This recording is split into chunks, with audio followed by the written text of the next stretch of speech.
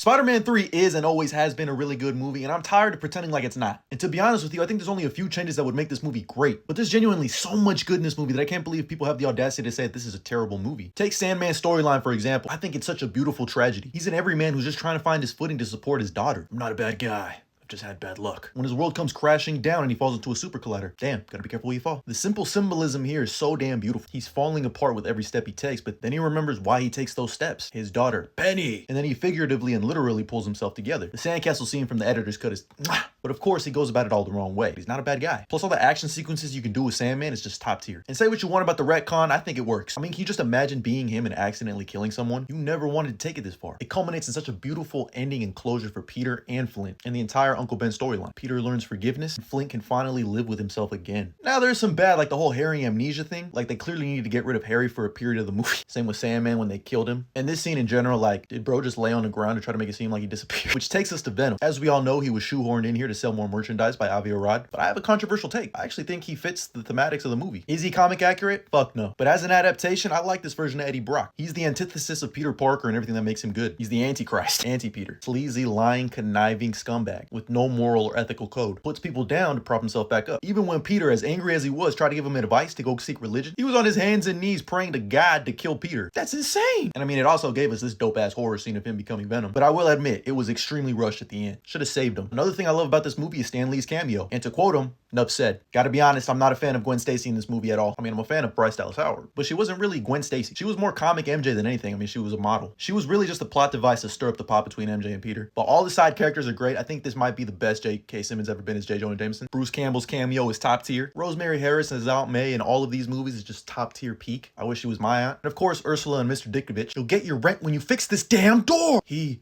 is good boy.